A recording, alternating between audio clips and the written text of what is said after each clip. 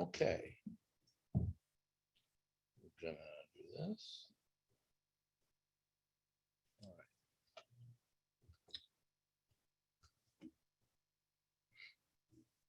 So I was happy that Alita decided she was going to come today, but I found that out after I planned this opening illustration.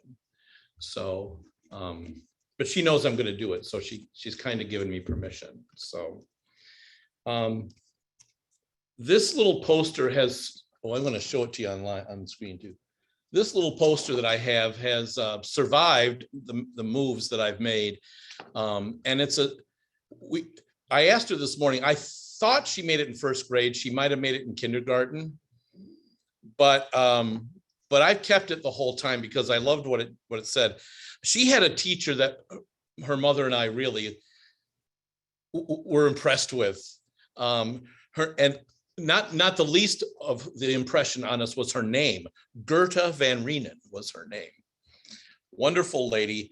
And I don't know if she was in that class, but when she made this, she made this poster.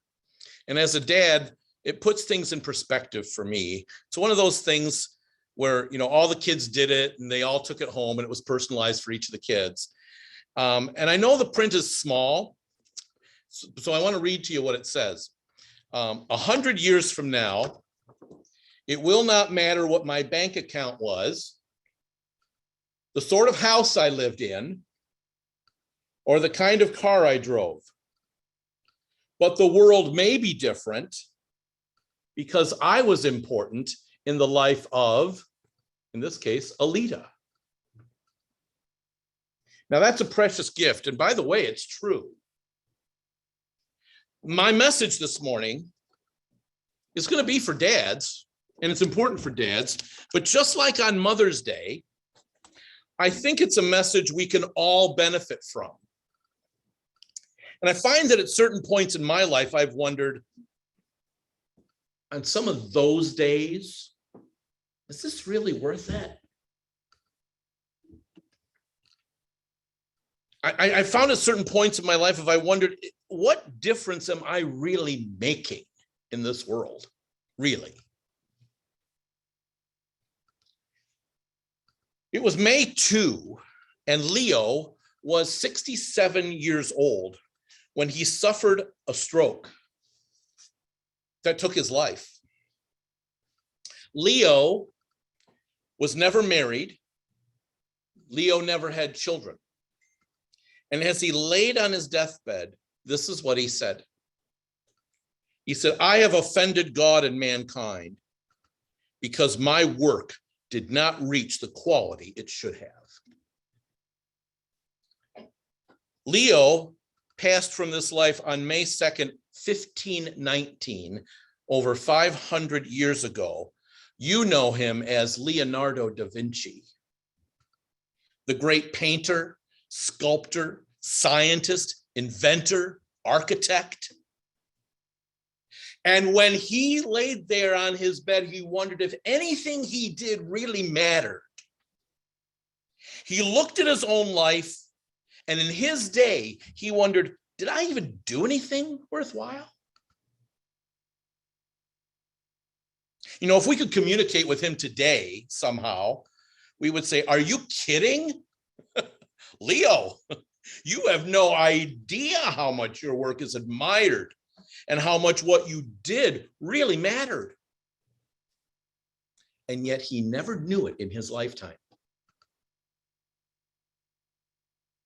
I talk to men a lot, and I talk to men who feel like what they've done with their lives will eventually really not make any difference. Some of them are actually young. Many are older, and they lament what they think might have been better about their lives. And they ask questions like, am I really enough? Do I really have what it takes? And that's one of the reasons that as we get older, we have a strong desire to pass on wisdom to the next generation because we want to leave a legacy, make a difference. It sounds like a lofty goal, but the fact is we really just want to make sure that the things that we have learned don't just go away when we're gone. Research has shown that as we get older, we lose the kind of intelligence that we have in our younger years that helps us to get started in life. In fact, we may lose some of that energy and that early intelligence, the sharpness, as early as 30 years old. And in its place, we develop what a man named Arthur Brooks writes about.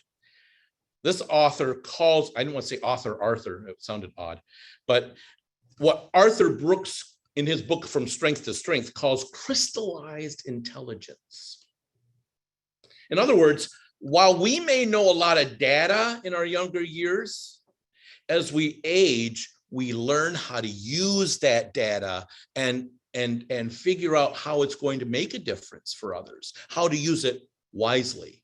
Now, that may not be groundbreaking stuff, but if you think about it, it's a different kind and an important kind of intelligence. And I love the way he describes it as crystallized intelligence.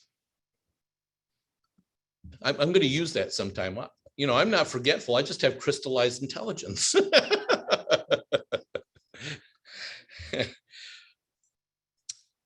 But as we take the long look, it may seem that the stuff we did back then really didn't matter much.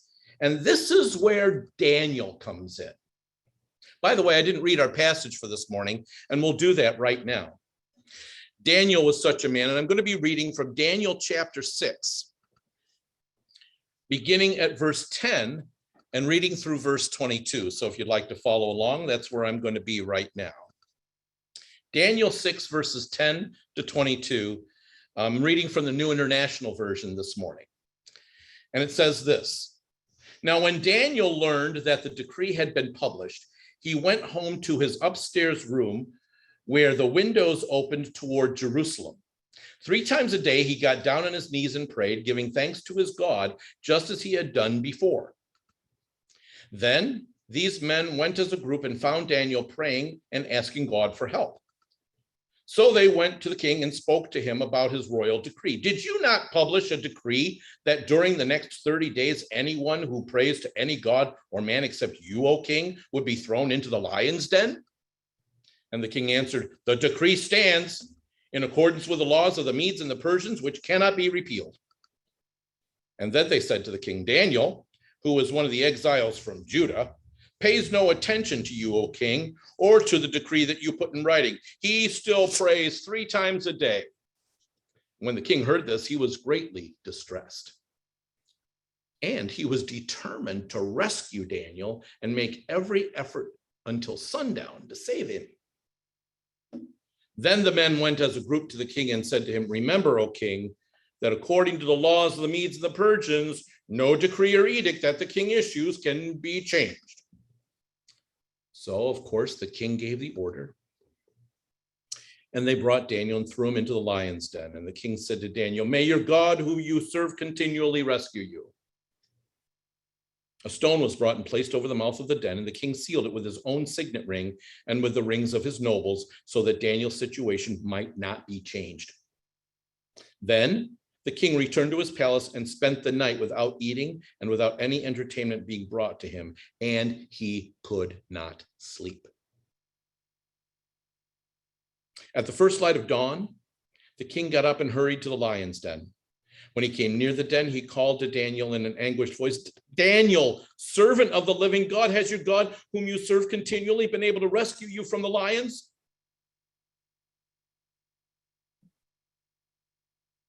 And Daniel answered, O king, live forever. My God sent his angel, and he shut the mouths of the lions. They have not hurt me, because I was found innocent in his sight, nor have I ever done any wrong before you, O king. Now, that's not new, is it? No. And when we get to Daniel 6, the Lord allows Daniel to face his greatest challenge. We all know the story. It's a tale of trusting God in an impossible situation. And I think this will mean even more to you if you have a little bit of context. Here is how this message unfolds. A new king reigned in Babylon. He took over in Babylon in 539 BC. Darius the Mede was the ruler who, like the Babylonian kings before him, recognized Daniel's wisdom. Darius selected the prophet for his cabinet. Daniel became only one of only 3 administrators who governed Babylon. But Daniel's new rise to power continued even more. Daniel so excelled at his cabinet post and in his wisdom that the king decided to put him solely in charge of all of Babylon, the whole Babylonian government, as second in command. Now, I know this account of Daniel in the lion's den, again, is familiar, but what you may not know is what I learned as I was preparing the message for you this week. Daniel was taken captive in Babylon in 605 BC at around age 15. So he'd been there a long time. In fact, when Babylon first began trying to take over Israel, they captured one of its cities. And the king back then in 605 was the guy we all know as Nebuchadnezzar. Well, Daniel 6 says that now Darius is the king in Babylon. He became king in 539, 66 years later. So when you do the math, Darius is 67 years old and Daniel is 81. Now think about that. He's between 80 and 90 years old when this passage occurs. The account takes place in his 80s. And so here he is, basically the vice president of Babylon, the second in command because of his great wisdom, his crystallized wisdom, and his proven integrity over the years of his time in the foreign land. And the king has come to depend on him.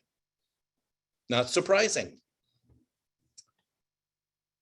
What's also not surprising is that there were people who were jealous of his power. The other cabinet members and lesser officials were not pleased, and so they tried tirelessly to dig up dirt on Daniel. They couldn't find anything. None of their charges would stick. And the growing jealousy of these evil officials finally turned into a strategy.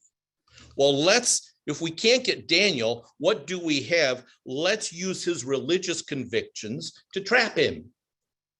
They plotted. The officials appealed to the pride of the king. And they said, you're so great. You know, no one should really pray to anybody but you. It's actually an insult for anyone to recognize being any greater than your magnificence. Why not issue a royal decree that cannot be challenged or altered, which would punish anyone, you know the story, and anyone who doesn't pay homage to you? Well, they trapped him. They trapped the king in his pride. He made the order, and he ordered the lion's den for anyone who would pray to any god but him, thinking that they would not be loyal to him. Little did they know, did the king know, that Daniel was actually their target. The decree was issued. Daniel faced his greatest trial ever at 81 years old. When the decree comes forbidding prayer upon the pain of horrible death, Daniel knows about it. In his crystallized wisdom, I'm pretty sure he knew he was the target. And Daniel has to make a choice. Do I keep doing what I'm doing? Or do I somehow change the arrangement?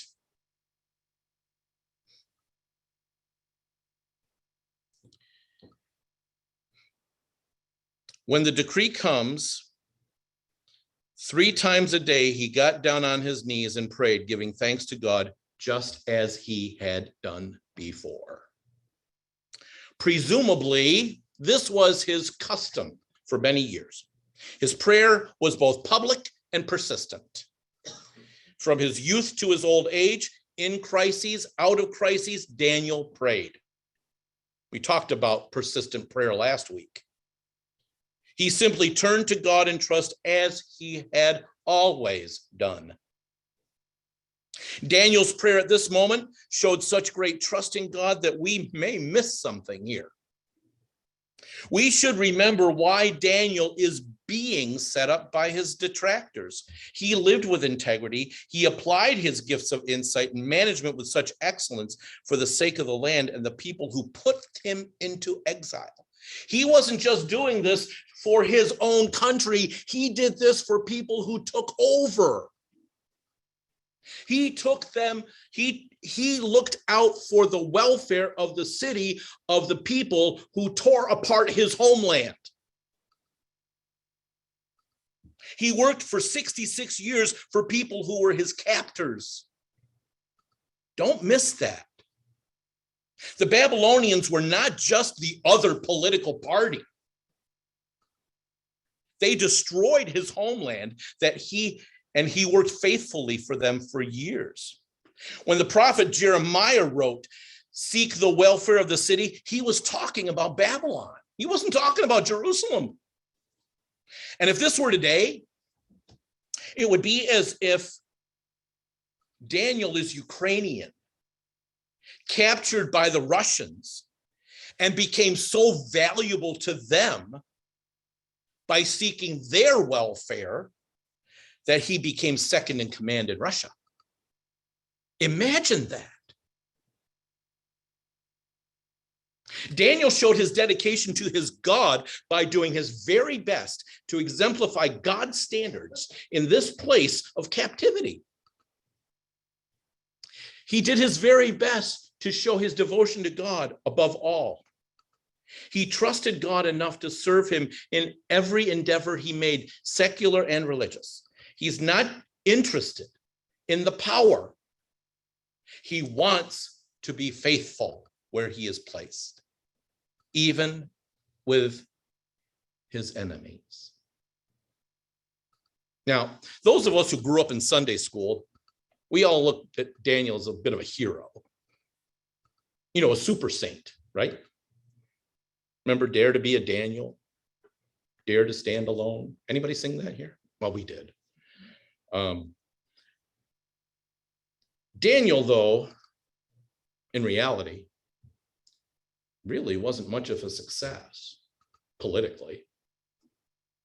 He was tested over and over again. He'd have little victories, but they didn't last. His successes made very little impression on the culture of his day. For 66 years, he was doing this. He didn't really have a lot of influence spiritually on his colleagues. He didn't really make a dent in the history or the culture or even his own circumstances, except rising in government.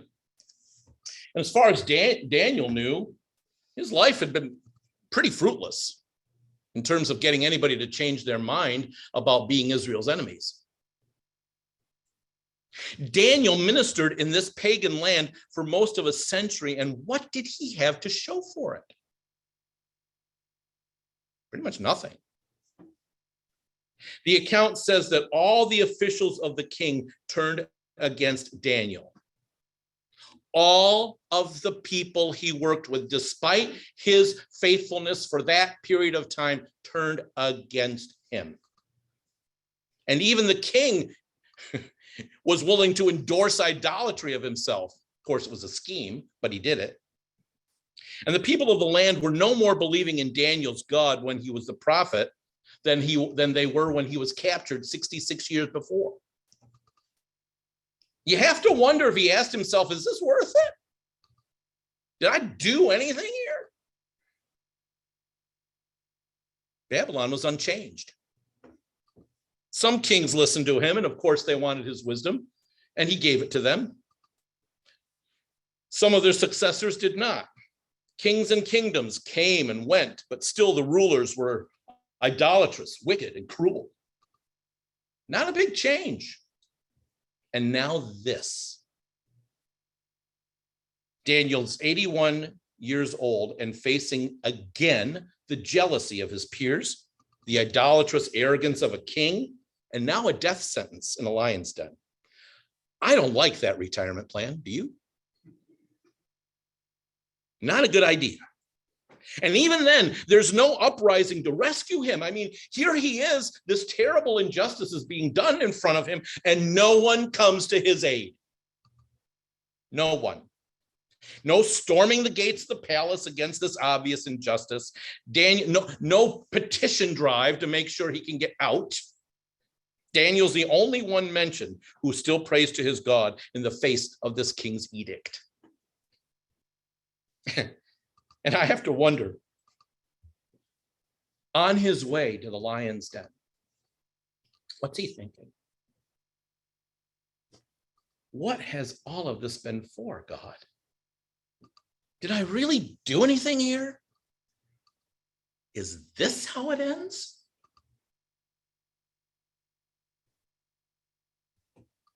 Martin Luther wrote these words that we sing. And though this world with devils filled should threaten to undo us, we will not fear, for God has willed his truth to triumph through us. Sometimes, and I don't know if this is true for you, it's true for me, sometimes all I can do is put one foot in front of the other. Do your job, fulfill your calling. Frustration and tragedy may still come, but they cannot overwhelm the purpose of our God or the usefulness of our lives when we continue in what he has set before us. And sometimes that's raising kids. For those reasons, the account of Daniel in the lion's den not only encourages us to trust God, but to continue to live for him day after 66 years of days as fellow believers. Daniel knew the consequences of his prayers. He knew that his commitment to God would cost him. He knew that he would lose respect. He knew it might mean his position, and then he found out it might mean his life.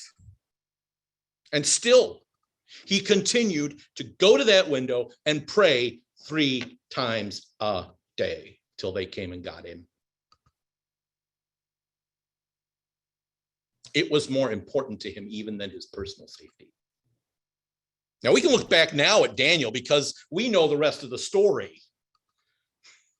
We know that he trusted God, and we know that God shut the mouths of the lions, and we know that the king rescued him. And by the way, threw into the lion's den those people that were trying to get rid of him. And we go, yay, right? I don't know if we should, but we might.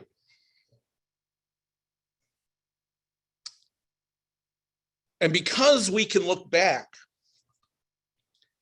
and see that Daniel was able to live for God, he was able to do so in so many different circumstances. The circumstances that capture our hearts sometimes require courage too, like Daniel's.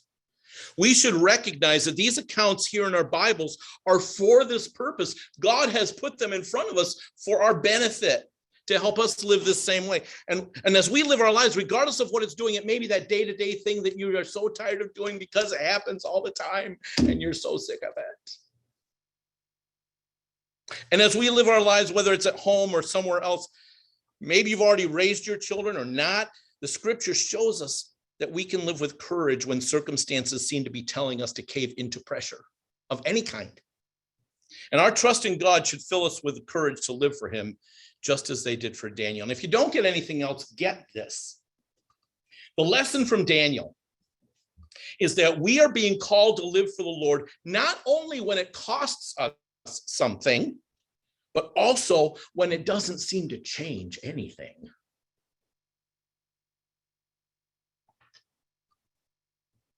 One of the questions we're prone to ask at this point in our lives, or I'll say that for me, is this point in my life, just as Da Vinci did any of that stuff I do really make a difference? It's a tempting question to ask. And we may never live to see the things that we've done come to fruition and how God will use it, but that doesn't mean he won't. And as we remain faithful, obedient, seeking the good of others, we are following in the footsteps of this man, Daniel. Even if it feels like it's taking us into a lion's den. And it might.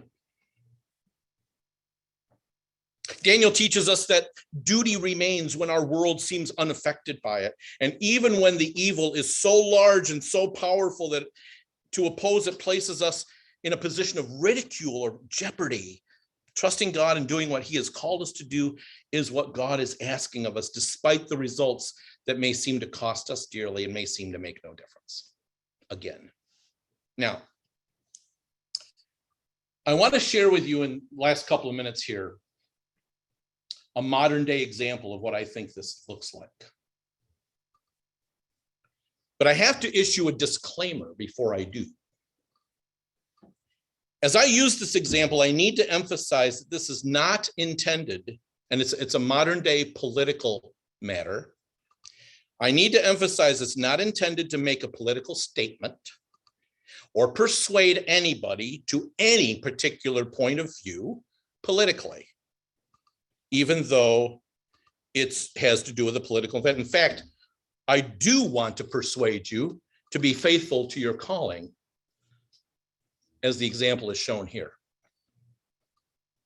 Over the last week, the media has covered two events that have been very popular. 13 million people have been watching the NBA Finals over the last week. That's not the political part. Go Furries.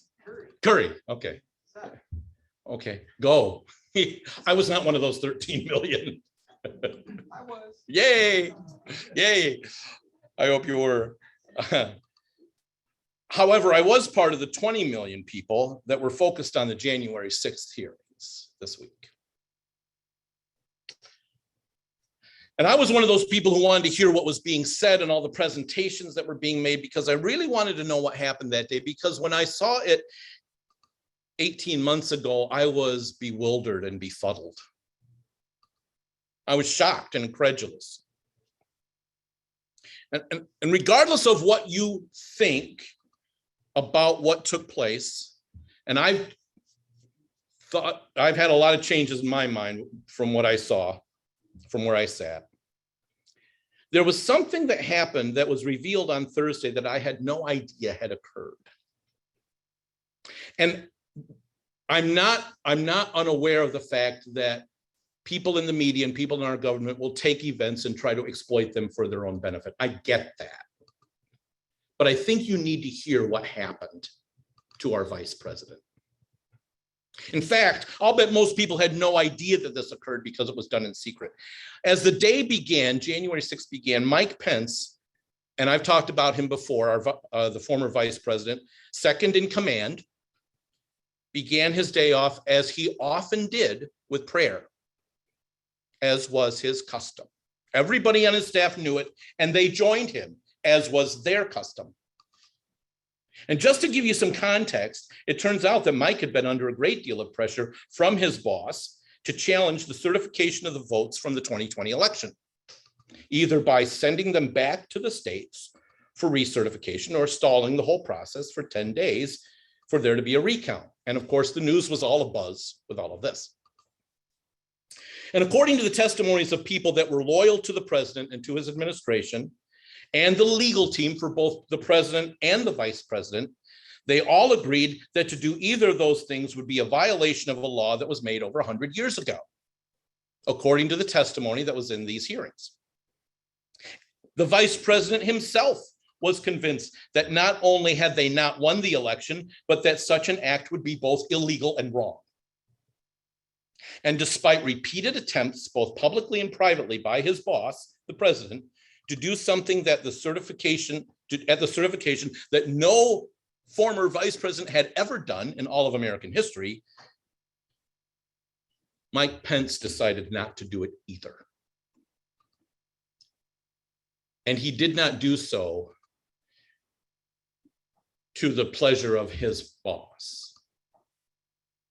He made it very clear he was not happy with his vice president. It's not that the vice president wasn't supportive or didn't want to win. He had campaigned just as his boss did. But what he was being asked to do was wrong, and he wouldn't do it. You may have known about that. The thing that happened that none of us knew, at least I didn't know, was that at one point during the break-in in the Capitol building on January 6th, the secret police escorted the vice president to a secure location because there were threats on his life from the crowd that had already made it inside the Capitol building. Mike Pence was in the lion's den. He had to make a choice.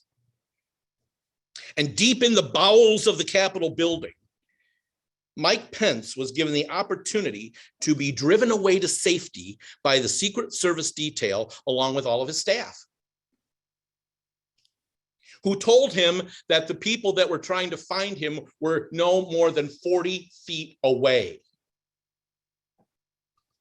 The staff was already in the cars ready to head out to safety. All of his staff said, yeah, let's go. And then the vice president gently told his lead service head man, the Secret Service, that though he trusted him with his life, he says, you're not in the driver's seat right now, and we're not going anywhere. He was determined to finish what was started because that was what he was there for. That was his duty. After the crowd dissipated several hours later, Mike Pence went back to the floor of the Senate and certified the election, effectively ending his term as vice president and losing his job. He didn't have to do that, or did he? Some people would say he didn't have to do that. He was being urged not to do that. But Mike Pence trusted the Lord when people who wanted to take his life, claiming to be Christians, take his life in front of his family, were no more than 40 feet away from him. You know what Mike Pence did not only cost him something, it didn't change anything. And he may not have wanted what the outcome was, but he stayed faithful to what he was there to do.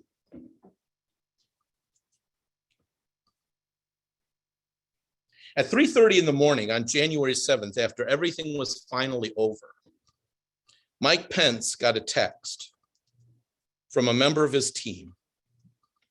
And this is what the text said. 1 Timothy 4:7, I have fought the good fight. I have finished the race. I've kept the faith. I use this illustration because I think it shows the importance of trusting God in a process and in a place where we don't understand what's going on, and when what we're doing seems to be changing nothing. And it's not always about the results. Daniel did not see the result right away. Leonardo da Vinci had no idea how his life would affect people hundreds of years later. Mike Pence lost his job and nearly lost his life doing his job and following the Lord and trusting God in the moment. And you and I don't know the effects of the things that we say and do and how they're going to influence the next generation to love Jesus. And it may not seem to be making a difference at all. We may even appear to be losing ground, but God knows what he's doing, and he can still be trusted. So I go back to where I started. 100 years from now, it's not going to matter what my bank account was, sort of house I lived in, the kind of car I drove, or the kind of political power I have. But the world may be different because I was important in the life of some other person, maybe my child, who watched me remain faithful to God over the long haul.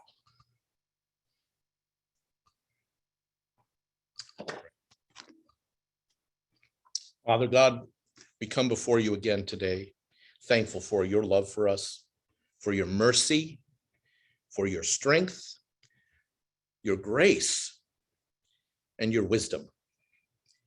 I ask God that you would give that wisdom to us as we need it, for we do. And I pray, Father, that you would help us to see these models, bring them to our minds by your Holy Spirit when we need to see them. Thank you, Father, for your love for us now as we continue to live out your calling in our daily lives. For it's in Jesus' name I pray. Amen. Number 541 in your hymnal is Jesus Calls Us. Number 541 is Jesus Calls Us. Jesus Calls Us, 541.